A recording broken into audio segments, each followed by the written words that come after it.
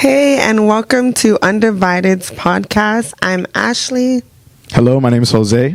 I'm Victoria. And today we're going to be talking about the importance of encouragement. Why is encouragement important in the church? So, what do you guys think about that?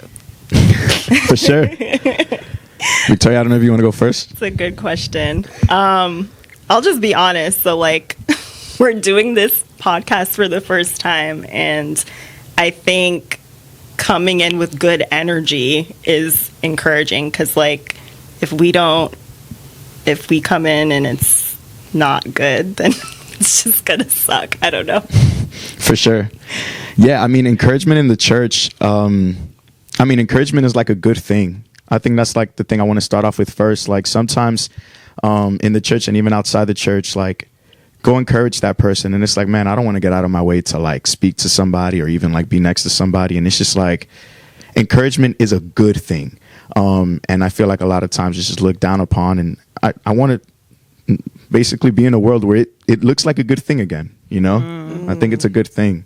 So yeah, that's what it looks like for me, what encouragement is. We got. Yeah, I agree. I think it definitely is a great thing.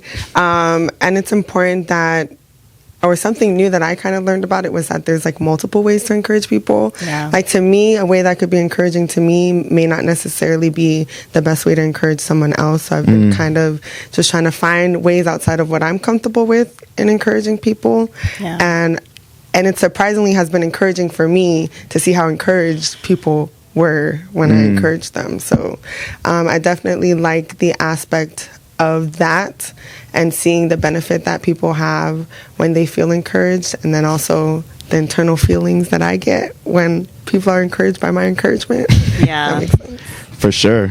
Yeah. No, I was even going to say, one thing that I think about with encouragement too is people's love languages, because it's you could think that you're encouraging someone, but if you don't know what their love language is, it's not encouraging. And so for me, I know in the past, I'm naturally someone who's a gift giver, or someone who likes to give words of affirmation or physical touch or whatever. And I know there was someone that I'm close to that's not their love language. And so for the longest, I was always trying to figure out why does this person not feel loved? Why don't they feel encouraged? And I'm I have to know what they need, knowing what people need is so important. And so, yeah, there's just many facets to encouragement and why it's important in the body, Yeah. Just to add on to that, I think you both bring up a great point. Encouragement is not a one size fits all type thing, right? And I think there's a difference between interpretation and application, right? Encouragement should be interpreted the same for everybody. Encouragement is a good thing, and that should be a universal truth, right? But the way we apply it can be differently. The interpretation needs to be the same, but the application can look many different ways, right? The way I can encourage my mom, I'm going to wash dishes for you tonight. So when you get home, you don't have to do anything. With my dad, maybe mowing the lawn, or maybe with my brother helping out in his house, right? It could be so many different ways. And just kind of adding to your point, right? The love languages, mine is words of affirmation and physical touch. If you hold my hand and tell me you like me, I'm happy forever, right? but to somebody else, if I use my love languages towards somebody else and it's not theirs, it's never going to work, how you're saying. So the way we encourage each other, how you both were saying, it's not a one size fits all. Right. Yeah. So that's something that I've learned, and I'm still learning, just trying to get used to it, because sometimes when you encourage someone else how you would like to be, it's even more selfish than what you realize it is. Yeah, right? definitely. So That's a good point to make for sure about the selfishness. Yes, I agree. So for me, acknowledgement is super important. So when someone mentions something that they're going through and I follow up on it, it's acknowledging that I remember I've been caring about what you said to me 3 weeks ago. Yeah. Now I'm following up on it. Wow. But then somebody could be a gift, someone who likes receiving gifts, and that makes them feel thought of. And maybe it's not something super materialistic, but hey, I saw this and I thought about what you were going through. Yeah. And so I've been really working on like hitting all those because gift giving isn't like one of mine. But I do see, just like in the past few weeks, how just like a small, simple thing has like been like impactful. And I'm like, wow, okay, well for me, I mean, like, unpopular opinion, acts of service, everything falls under acts of service to me. You have said that before. I know. Like, to me, everything is acts of service. For sure. So, giving a gift, a word of encouragement, quality time, that's all like an act of service to me. But I recognize not everybody views it that way. So, like, just being able to hit all of that, it's still like me feeding my love language of giving acts of service, because that's an act of service to me. But it's also like hitting theirs because people are specific as to what it is for them. So like I said, it encouraged me as well, to be able to encourage others by their love languages. Yeah, it's crazy because it's like in life you remember two things. You either remember the way someone made you feel, or like the opposite, where it's just they made me feel terrible, you know? Yeah. And so I do think encouragement goes a long way. Like, this is just like a little bit personal for me, but this morning I was watching a funeral from one of my friends from college, and it's extremely painful, but like also just being able to like sit there and like think about all the times that I felt encouraged by her and felt loved by her. Like, those are the things that stick with you forever, you know? And just even through that, like through grieving, like people being there, like checking in, you know, on you, like that means the world, because you're just in such a painful place. You don't really know how to maneuver through that, you know? I read something the other day, and it said, your beliefs don't make you a good person, your behavior does. Right?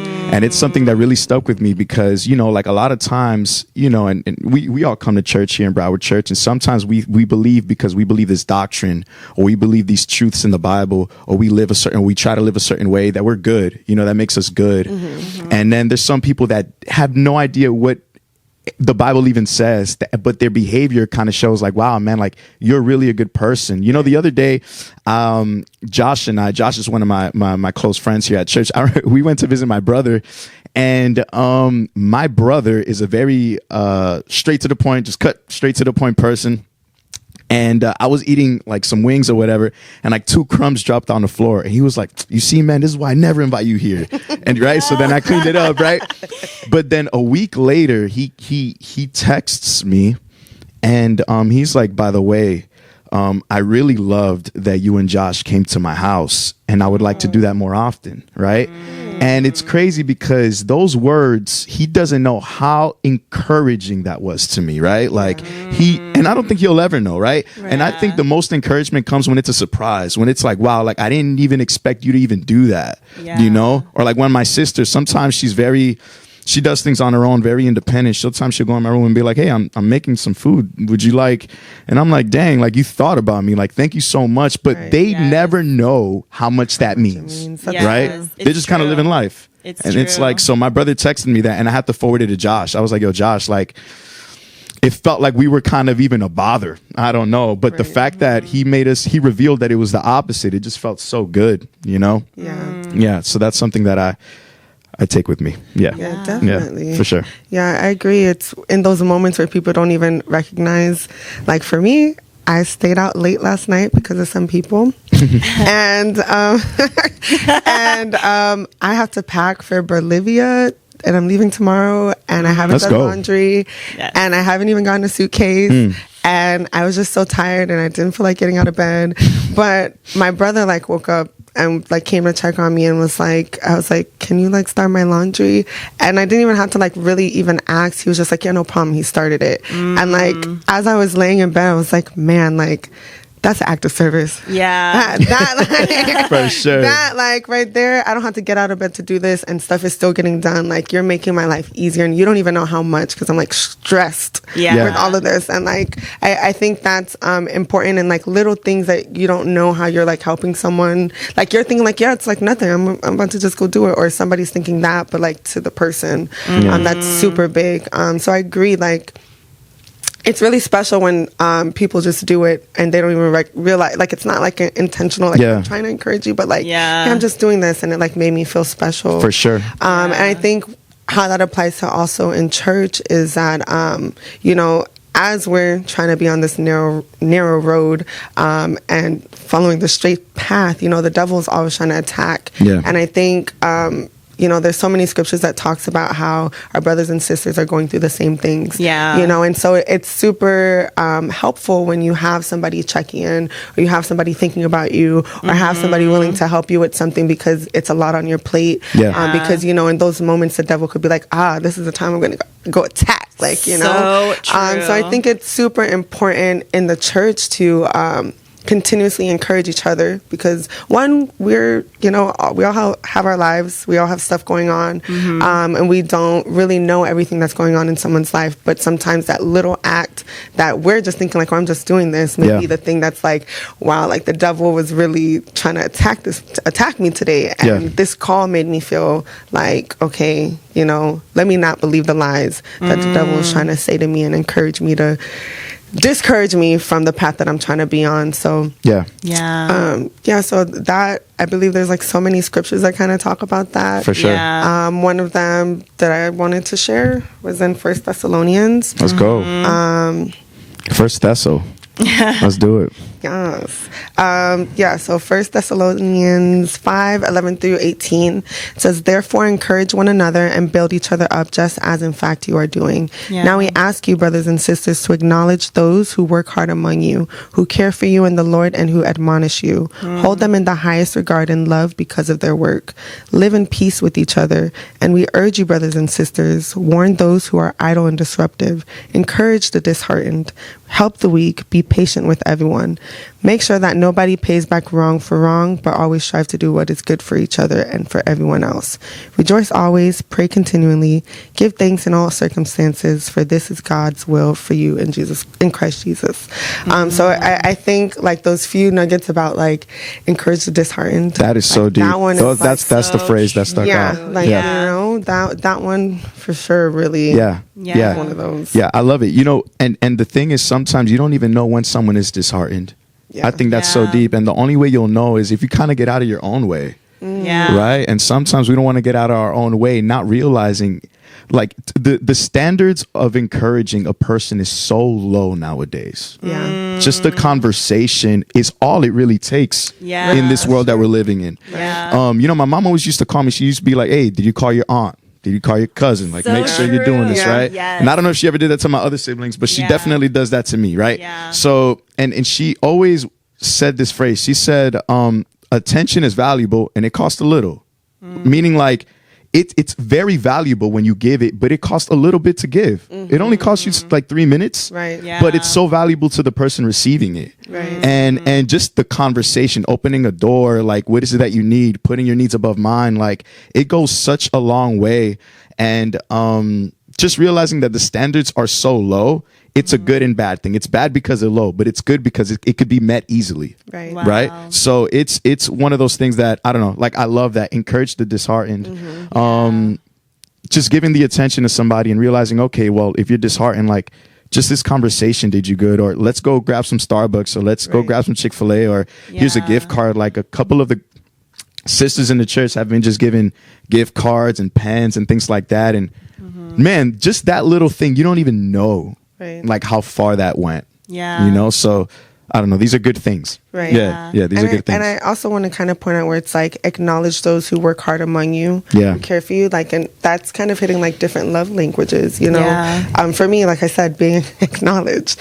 Sometimes that's a little thing that just goes a long way for me. And then because of their hard work and live in peace with others, and kind of being patient, like that's I think also takes a lot. Like when people are struggling, like, you know, it's encouraging when someone's like, I understand you're going through something, but let's just pray. And I've been through that where I've had like a moment where I'm just like, man, like I just can't do it. Yeah. And then I didn't want to talk to anybody, and the sister is like persistent and like reaching. I'm like not even responding. Yeah. She's reaching out, and I'm like, man, like I like that encourages me to like get out of my head and get out of my own way, because For sure. I needed that push. And even though it was like a lot, and like I could have been hurting her feelings, like, and she's still like being patient with me through my pain. That was super encouraging for me in a moment where I was feeling like really low spiritually. Yeah. For sure. It's crazy, like going back to the funeral that I went to today. So my friend, like, she was such an encouraging person. Like,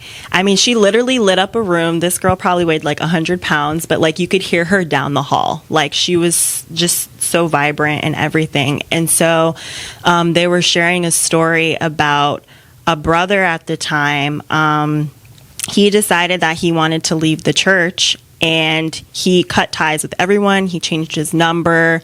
He deleted his Facebook, like all this stuff. And then he just moved away. And so maybe like a year later, he decided to get back on Facebook.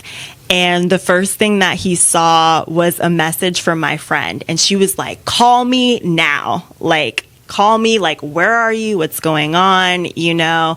And if you knew her, you could hear her saying it. Like, you could hear, like, the loudness and the excitement, but like also the hurt and like what's going on, you know?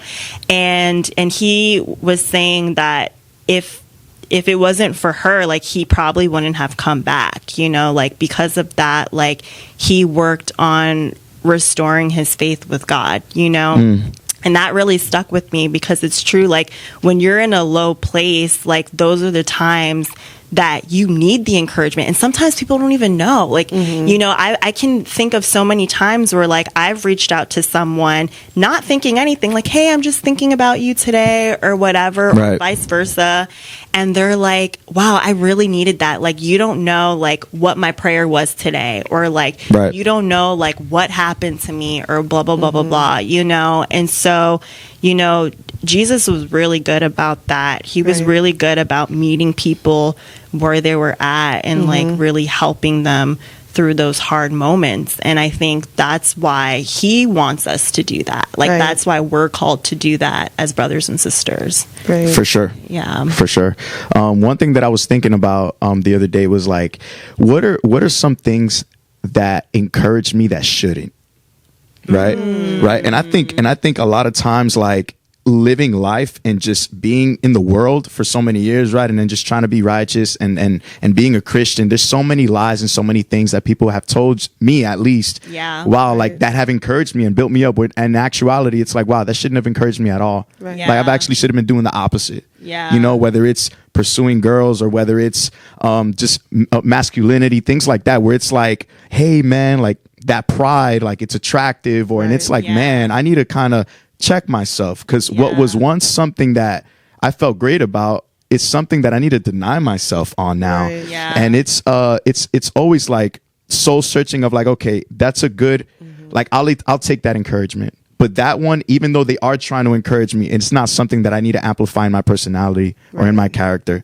So that's another thing too, just knowing what should encourage you, you know? That's true. That's something that I was thinking about, because in the culture, at least in my family, we're Dominican, and it's like, there's so many things that they say to you that they do it with the best intention and to make you feel good. But some of those things shouldn't make me feel good. They just shouldn't, you know?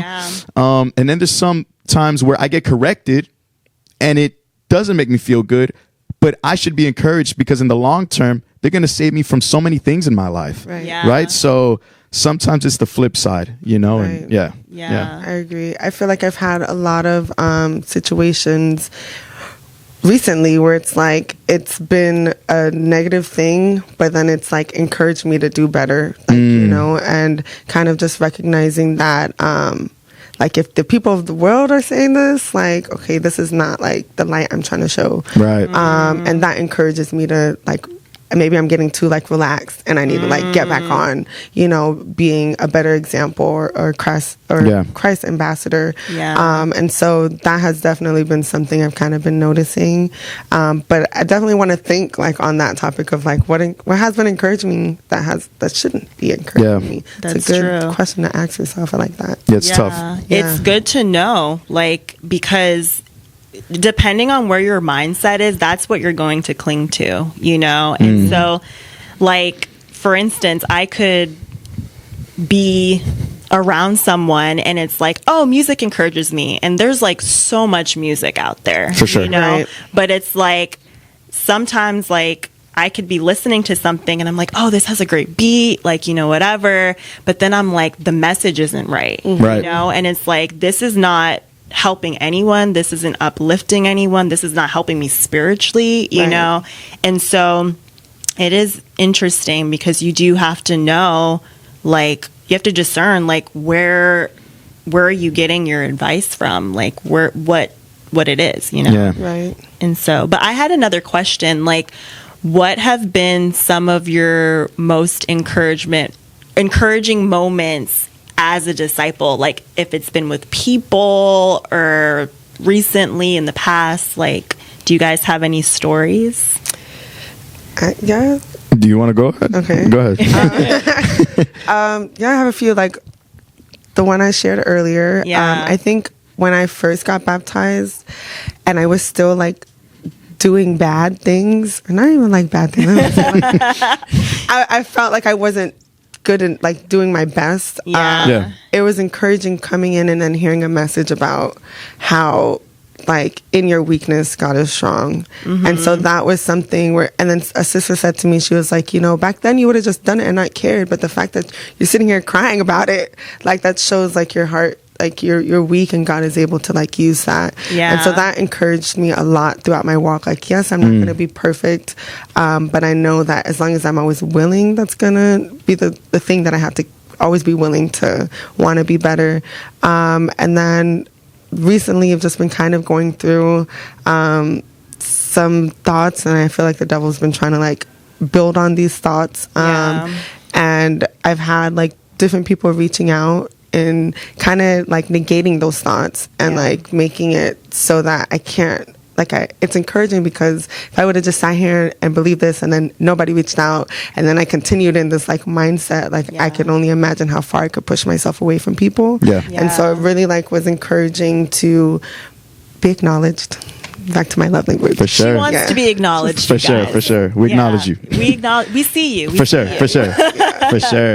One of the things that has encouraged me the most, I think what encourages me the most ever is when someone prays for me.